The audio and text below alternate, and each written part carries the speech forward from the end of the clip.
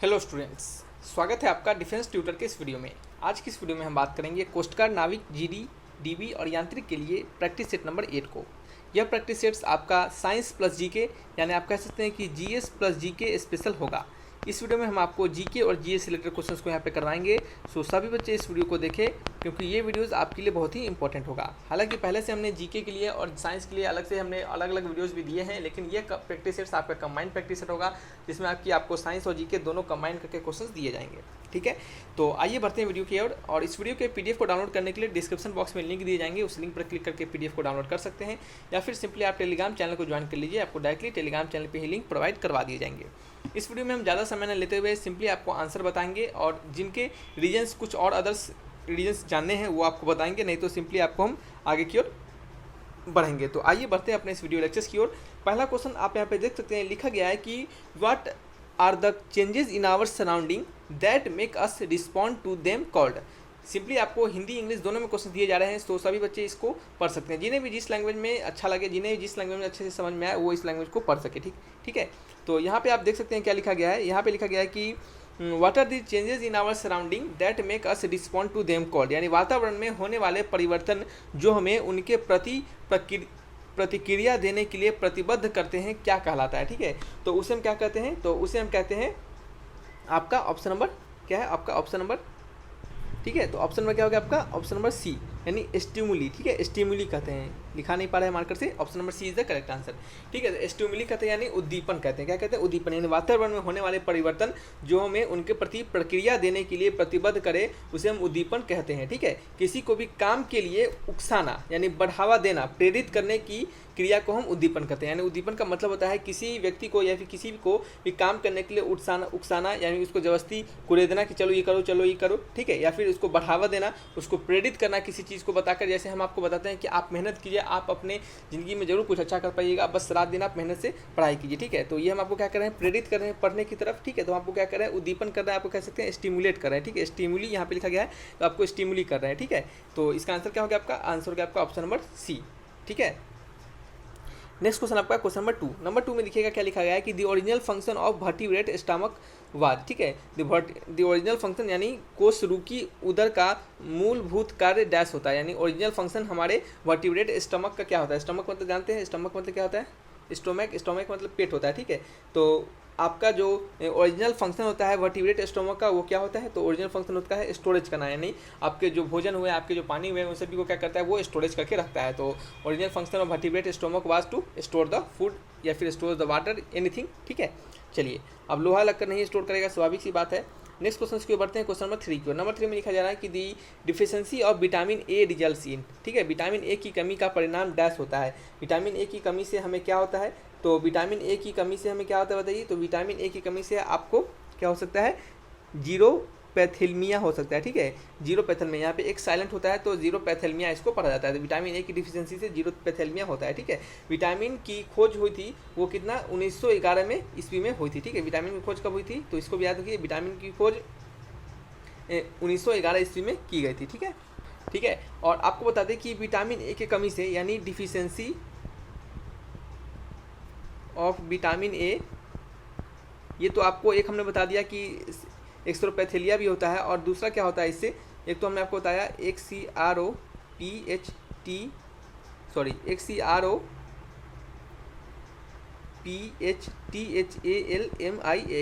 ठीक है, एक्सट्रोपैथेलमिया, और दूसरा आप इसको कह सकते हैं कि नाइट ब्लाइंडनेस। ठीक है, जिसे आप रतौंधी के नाम से जानते हैं, यहाँ पे नाइट ब्लाइंडनेस।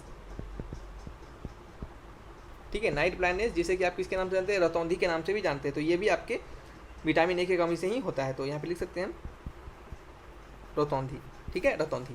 तो ये क्या आपके इसके दो आपके डिफिशियंसी बन सकते हैं आपको विटामिन ए की अगर कमी देखी गई तो। विटामिन ए को हम क्या कहते हैं, रासायनिक नाम यानी इसका केमिकल नेम से इसे हम रेटिनॉल के नाम से भी जानते हैं। क्या जानते हैं, रेटिनॉल के, यानी विटामिन ए को हम क्या कहते हैं, रेटिनॉल के नाम से भी जानते हैं केमिकली, यानी इसका जो केमिकल नेम होता है वो कहता है retinol.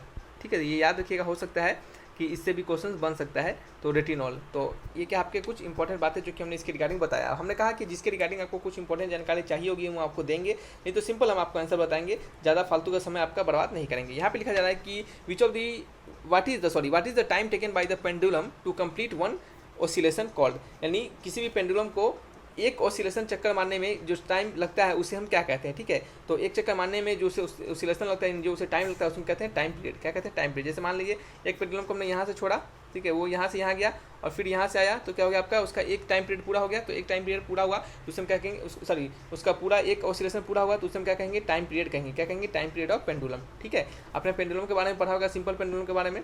Time period simple pendulum को क्या होता है, सिंपल पेंडुलम का टाइम पीरियड होता है 2π√L/g। आपसे ये भी क्वेश्चन पूछा सकता है कि जो सिंपल पेंडुलम होता है, ठीक है, यहाँ पे हम लिख देते हैं कि ये क्या हमने लिखा, ये हमने लिखा time period of simple pendulum, ठीक है। ये क्या होता है, आपका टाइम पीरियड होता है सिंपल पेंडुलम का। और आपको क्वेश्चंस में ये भी पूछ सकता है कि सिंपल पेंडुलम जो होता है उसका टाइम पीरियड किस पे डिपेंड करता है, तो ये आपके एल पे डिपेंड करता है, यानी लेंथ पे डिपेंड करता है, और आपके एक्सेलरेशन ड्यू टू ग्रेविटी पे डिपेंड करता है, ठीक है। चलिए नेक्स्ट क्वेश्चन की ओर बढ़ते हैं, क्वेश्चन 5 की ओर। यहाँ लिखा जा रहा है कि what happens when an electric current is pass through a wire, ठीक है। क्या होता है जब हम इलेक्ट्रिक करंट को क्या करते हैं, किसी वायर से पास करवाते हैं। जब किसी तार को कोई विद्युत धारा प्रवाहित होती है किसी तार से, तो क्या होता है, ठीक है। तो जब भी किसी तार से कोई विद्युत धारा प्रवाहित होती है तो उससे क्या होता है आपका, तो उससे आपका तार गर्म हो जाती है। क्या होता है, उससे आपका तार गर्म हो जाती है, ठीक है। तो आंसर क्या होगा, ऑप्शन नंबर बी हो गया। पहला में लिखा जा रहा है तार गेट्स कूल, तो तार कूल होता नहीं है। लिखा जा रहा है कि the wire get cools first and then, ऐसा कुछ नहीं है कि पहले गर्म और पहले ठंडा बाद में गर्म, ठीक है, ऐसा कुछ नहीं होता है। नो चेंज ऑकर, ऐसा नहीं है कि चेंज तो ऑकर होता है, तार आपका क्या होता है, आपका गर्म हो जाता है, ठीक है। और आपको बता दें कि इलेक्ट्रिक करंट जो होता है, इलेक्ट्रिक करंट का एसआई यूनिट पता होना चाहिए आपको। एसआई यूनिट, ये सब आपको पूछा जा सकता है। SI unit of electric current वो क्या होता है, तो SI unit of electric current होता है एम्पियर, AMPERE, ठीक है, एम्पियर, जिसे हम AC लिखते हैं, ठीक है, एम्पियर, ठीक है। एम्पियर का AMPRE या फिर AMPERE होता है। थोड़ा सा स्पेलिंग इसका देख लीजिएगा, ठीक है, हो सकता है मे भी गलत हो सकता है स्पेलिंग में, तो कोई दिक्कत नहीं है। आपको सिंपली सिंबल याद रखना है, जिससे कि हम AC लिखते हैं, एम्पियर से लिखते हैं, ठीक है। तो ये क्या आपके SI unit of electric current है। नेक्स्ट क्वेश्चन आपका क्वेश्चन नंबर 6 में लिखा जा रहा है कि which among the following is not classified under consumers, ठीक है। निम्नलिखित में से कौन उपभोक्ता के अंतर्गत नहीं आता है, ठीक है। तो इनमें से कौन सा उपभोक्ता के अंतर्गत नहीं आता है, आपको यह बताना है। तो इसका आंसर बताइए क्या होगा। तो इसका आंसर होगा आपका ऑटोट्रोप्स। क्या होगा, ऑटोट्रोप्स यानी स्वपोषी। क्या होते हैं, स्वपोषी। ये जो स्वपोषी होते हैं ये क्या होते हैं, आपके उपभोक्ता के अंतर्गत नहीं आते हैं, ठीक है, यानी आपके नॉट क्लासिफाइड अंडर कंज्यूमर्स, यानी ये कंज्यूम नहीं करते हैं, ठीक है। चलिए बढ़ते हैं नेक्स्ट क्वेश्चन की ओर। नेक्स्ट क्वेश्चन आपका क्वेश्चन नंबर 7 नंबर में लिखा जा रहा है कि who build the first laser, ठीक है। फर्स्ट लेजर किनके द्वारा बनाया गया था, ठीक है। तो फर्स्ट लेजर था ये आपके किनके द्वारा बनाया गया था, तो ये बनाया गया था थियोडोर एच मेयमेन, ठीक है, थियोडोर एच मेयमेन के द्वारा बनाया गया था। तो आंसर क्या है का आपका option number A is the correct answer, ठीक है। थियोडोर एच मेयमेन के द्वारा आपके फर्स्ट लेजर जो हुआ था वो उनके द्वारा बनाया गया था, ठीक है। चलिए नेक्स्ट क्वेश्चन आपका क्वेश्चन नंबर 8 है। नंबर 8 में लिखा जा रहा है कि मिसाइल टेक्नोलॉजी कंट्रोल रेजिम, ठीक है, MTCR was established in 1987 by dash country, ठीक है। तो मिसाइल टेक्नोलॉजी कंट्रोल रेजिम जो था वो किस कंट्री के द्वारा 1987 यानी 1987 में इसका क्या किया था, इसका इस्टेब्लिशमेंट किया गया था। तो ये आपसे पूछा जा रहा है कि सिंपली कि ये किस कंट्रीज़ के द्वारा किया गया था, तो आपको यह बताना है। बताइए इसका आंसर क्या होगा, इसका आंसर क्या होगा बताइए जल्दी से। तो इसका आंसर आपका होगा ऑप्शन नंबर डी, यानी क्या है, ऑप्शन नंबर डी यानी G7। किनके द्वारा, G7 के द्वारा, ठीक है। ठीक है, G7 क्या है, एक तरह का बहुत सारे देशों का ये क्या है, समूह होता है। क्या होता है, ये अलग अलग देशों का समूह होता है। जैसे G20 के बारे में हमने आपको करंट अफेयर्स के बारे में अभी बता रहे हैं, तो G20 क्या है आपका, G20 आपका 20 अलग अलग देशों का क्या है, ये एक समूह है, ठीक है। उसी तरह G7 भी क्या है, एक प्रकार के बहुत सारे अलग अलग देशों का ये समूह है, ठीक है, जिसमें कि बाद में आपके अलग अलग और भी देश क्या हो गए, देश इसमें आकर ज्वाइन हो गए। और हमारा जो भारत है वो करंट अभी इस देश का यानी G7 का क्या है, आपका सदस्य है, यानी भारत अभी आपका इस G7 का क्या है, सदस्य। भारत भी G7 का सदस्य है, ठीक है, सदस्य है। तो ये आपको याद रखना है, ये बाद में आपका भारत जो था वो बाद में आपका इसका सदस्य बना था, ठीक है। तो इसका आंसर आपको सिंपली याद रखना है, G7 कंट्री के द्वारा आपका जो मिसाइल टेक्नोलॉजी कंट्रोल रिजिम है यह किया गया था, एस्टेब्लिशमेंट किया गया था 1987 में। नेक्स्ट क्वेश्चन आपका क्वेश्चन नंबर 9 नंबर में लिखा जा रहा है कि which of the following is rich source of energy but never causes atmospheric pollution. इनमें से कौन सा जो होता है वो एनर्जी का बहुत बड़ा सोर्स होता है बट आपके एटमॉस्फेरिक पॉल्यूशन को कॉज नहीं करता है। तो एटमॉस्फेरिक पॉल्यूशन को कॉज नहीं करता है, तो ये आपका कौन सा है आपका आंसर? इसका आंसर आपका सोलर एनर्जी, ठीक है। सोलर एनर्जी जो होता है वो बहुत बड़ा सोर्स होता है आपके एनर्जी का, ठीक है। आपको पता होना चाहिए कि सोलर से बहुत सारे आपके समय में, अभी आज के समय में सोलर का उपयोग करके बहुत सारे एनर्जी का उपयोग कर रहे हैं हम सोलर से ही। तो ये सोलर एनर्जी जो होता है ये आपके रिच सोर्स ऑफ एनर्जी होता है, लेकिन इससे आपको कोई हानि नहीं होता है, इससे कोई पॉल्यूशन नहीं फैलता है, ठीक है। तो आने समय में देखिएगा कि सोलर एनर्जी का बहुत ज़्यादा प्रचलन बढ़ जाएगा। बाहरी देशों में सोलर एनर्जी का अभी भी प्रचलन बहुत सारा है, लेकिन अपने भारत देशों में ज़्यादा नहीं है, लेकिन इसका देखिएगा प्रचलन आने के समय में इसका ज़रूर बढ़ने वाला है, ठीक है। तो नेक्स्ट क्वेश्चन की ओर बढ़ते हैं। और सोलर एनर्जी हमने आपको बताया कि सोलर एनर्जी में कौन से एलिमेंट का यूज करते हैं, तो सिलिकॉन का यूज करते हैं, ठीक है। सिलिकॉन का यूज करते हैं। सिलिकॉन से क्या करते हैं हम? एनर्जी को कन्वर्ट करते हैं। सोलर एनर्जी को क्या करते हैं? आपके इलेक्ट्रिकल एनर्जी में हम कन्वर्ट करते हैं सिलिकॉन का उपयोग करके। तो ये सिलिकॉन का एक प्रकार का एलिमेंट है, ठीक है। तो ये हमने आपको बताया है साइंस के प्रैक्टिस सेट्स बताते समय। तो आपने अगर नहीं प्रैक्टिस सेट्स को देखा है तो 35 प्रैक्टिस सेट्स हमने आपको डाला है और 35 में हमने 10 क्वेश्चन दिया है, तो ये आपका टोटल 350 क्वेश्चन यहीं पे बन गया, ठीक है। अगर आपने प्रीवियस बैचेस के क्वेश्चन को नहीं दिखा है तो प्रीवियस बैचेस में भी हमने आपको फिजिक्स के लिए और केमिस्ट्री के लिए अलग अलग क्वेश्चन डाला है। लगभग आप समझ सकते हैं कि 600 से 700 के आसपास क्वेश्चन आपको बन गया होगा टोटल, ठीक है। अगर आप इन सारे को पढ़ लेते हैं, प्रैक्टिस सेट्स बना लेते हैं, तो अच्छे खासे आपको हेल्प हो जाने वाले हैं, ठीक है। और आपके पास जो बुक्स होंगे उनको भी बनाते रहिए ताकि मोर नंबर ऑफ क्वेश्चंस और भी प्रैक्टिस होते रहे। नेक्स्ट क्वेश्चन की ओर बढ़ते हैं, क्वेश्चन नंबर 10 की ओर। नंबर 10 में लिखा जा रहा है कि pre capita income is also called, ठीक है। प्रति व्यक्ति आय को डैश भी कहा जाता है, ठीक है। तो प्री कैपिटा इनकम को हम क्या कहते हैं? तो प्री कैपिटा इनकम को हम क्या कहते हैं बताइए? तो प्री कैपिटा इनकम हम एवरेज इनकम भी कहते हैं, यानी औसत आय के नाम से भी जानते हैं। तो आंसर क्या हो गया आपका? Option number C is the correct answer, ठीक है। इसके बारे में ज़्यादा कुछ डीपली नहीं जाना है, तो सिंपली आपको उतना जानने की जरूरत भी नहीं है। यहाँ पे लिखा गया है कि which schedule of Indian constitution deals with language recognized by constitution, यानी भारत संविधान के किस अनुसूची में संविधान द्वारा मान्यता प्राप्त भाषाओं के बारे में बताया गया है, ठीक है। जो संविधान के द्वारा मान्यता प्राप्त लैंग्वेजेस हैं उनके बारे में संविधान में किस अनुसूची में, यानी संविधान के किस, आप कह सकते हैं कि यहाँ पे डील्स शेड्यूल, किस शेड्यूल में बताया गया है, ठीक है। First schedule, second schedule, 8th schedule, 10th schedule, किस शेड्यूल में ऐसा बताया गया है? तो बताइए किस शेड्यूल में बताया गया है? तो ये आपका बताया गया है ऑप्शन नंबर सी, यानी 8th शेड्यूल में। 8th शेड्यूल में बताया गया है कि संविधान के द्वारा जो भी अलग अलग लैंग्वेजेस है, जो भी अलग अलग भाषाएं हैं जिन्हें मान्यता प्राप्त दी गई है इंडियन कॉन्स्टिट्यूशन के द्वारा, उसमें आपको 8th शेड्यूल में ये सभी के बारे में बताया गया है। तो ऐसा क्वेश्चन पूछा जाता है संविधान से रिलेटेड कि ये बातें संविधान के किस पैराग्राफ में बताया गया है या फिर किस आपके शेड्यूल में बताया गया है। तो ये सभी चीज़ से रिलेटेड क्वेश्चन हमेशा बनते रहते हैं, ठीक है। नेक्स्ट क्वेश्चन की बढ़ते हैं। क्वेश्चन नंबर क्या है हमारा? 12th नंबर, ठीक है। 12th नंबर क्वेश्चन को पढ़िएगा, क्या लिखा जा रहा है? यहाँ पे लिखा जा रहा है कि अ गवर्नमेंट रूल्स, क्या है? A government rules within limits set by constitutional law and citizens right, ठीक है। A dash government rules with limit set by constitutional law and citizens right, यानी एक डैश सरकार संवैधानिक कानूनों और नागरिक अधिकारों के दायरे के अंदर ही काम करती है। तो ये कौन सा सरकार होगा? तो स्वाभाविक सी बात है ये डेमोक्रेटिक सरकार होगा। डेमोक्रेटिक ही स्वतंत्रता यानी लोकतंत्र के ही सरकार में जो होता है, जो कोई भी गवर्नमेंट होता है वो सिटीजन्स के राइट के अनुसार काम करता है। हम आपको वोट देंगे, हमारा राइट है आपको चुनने का, तो हम आपको चुने हैं तो आप हमारे अकॉर्डिंग आपको काम करना पड़ेगा, ठीक है। तो ये डेमोक्रेटिक यानी लोकतंत्र में ऐसा होता है। सिंपल सी बात है, ये क्वेश्चन तो सबको आंसर पता होना चाहिए। नेक्स्ट क्वेश्चन आपका क्वेश्चन नंबर 13। नंबर 13 में लिखा जा रहा है कि मैच द फॉलोइंग, निम्नलिखित का मिलन कीजिए।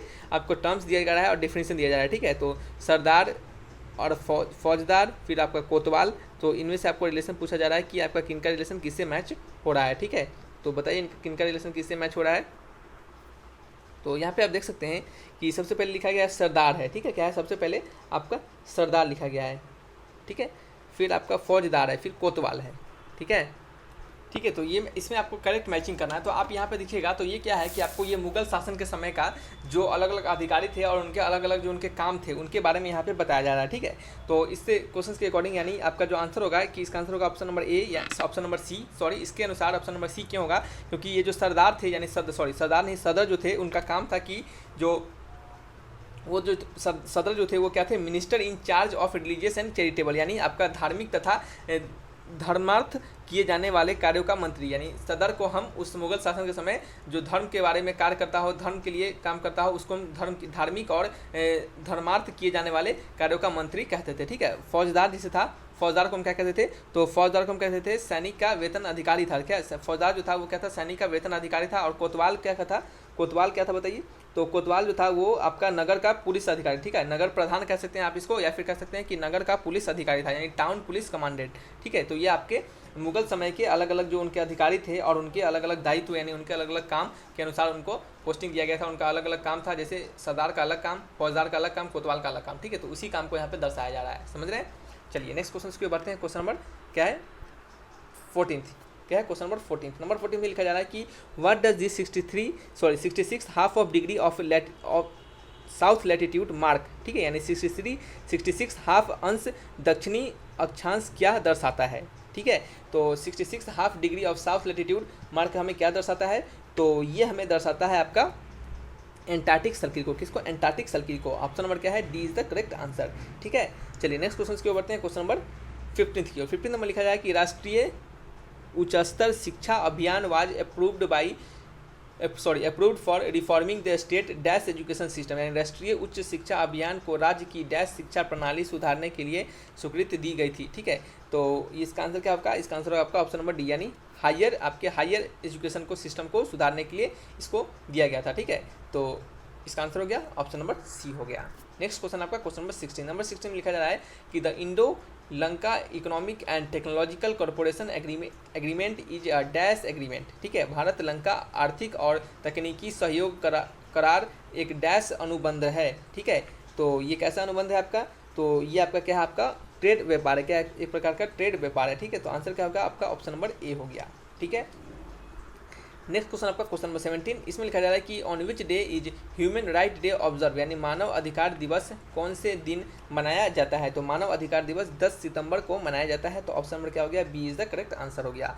नेक्स्ट क्वेश्चन है क्वेश्चन नंबर 18। नंबर 18 में लिखा जा रहा है कि what was the period of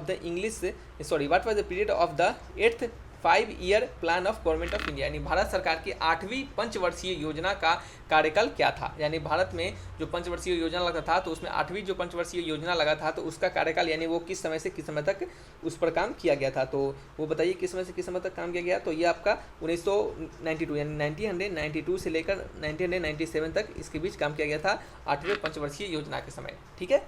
next question आपका question number 19। Who invented dynamite, dynamite को किसने इन्वेंट किया था। तो डायनामाइट को इन्वेंट करने वाले का नाम क्या था। तो अल्फ्रेड नोबेल, क्या है? अल्फ्रेड नोबेल ने डायनामाइट को इन्वेंट किया था, ठीक है। चलिए, और ये कब किए थे? ये आपका 1863 ईस्वी में क्या किए थे? इन्होंने डायनामाइट का आविष्कार किया था। नेक्स्ट क्वेश्चन आपका क्वेश्चन नंबर 20 नंबर क्वेश्चन लिखा जा रहा है कि which factor of production is abundant in India, Bharat में उत्पादन का कौन सा घटक प्रचुर मात्रा में है। तो भारत में कौन सा प्रोडक्शन यानी कौन सा घटक प्रचुर मात्रा में यानी सबसे ज़्यादा अमाउंट में है। तो ये आपका क्या है? आपका लेबर, क्या है? लेबर यानी श्रमिक जो लेबर होते हैं वो क्या आपके भारत में बहुत ज़्यादा है, ठीक है। भारत में बहुत ज़्यादा हैं क्योंकि यहाँ पे बेरोजगारी भी क्या है? बहुत ज़्यादा है, ठीक है। तो यहाँ पे क्या रखते हैं, इस वीडियो को यहीं पे ख़त्म करते हैं। ये वीडियोस में आपको हमने जो भी बताया वो सिंपली आपका कुछ ज़्यादा भारी ये तो वीडियोस था नहीं, इसमें कुछ ज़्यादा ही आप कह सकते हैं कि टफ लेवल हाई लेवल का कुछ था नहीं। यहाँ पे जो भी था आंसर जानना था आपको सिंपली, और कुछ इंपॉर्टेंट बातें जाननी थी जो कि हमने आपको यहाँ पे बताया। तो रखते हैं इस वीडियो को यहीं पे। किस प्रकार का डाउट होगा तो कमेंट बॉक्स में जरूर लिखिएगा। Thanks for watching my video. तब तक के लिए बाय बाय।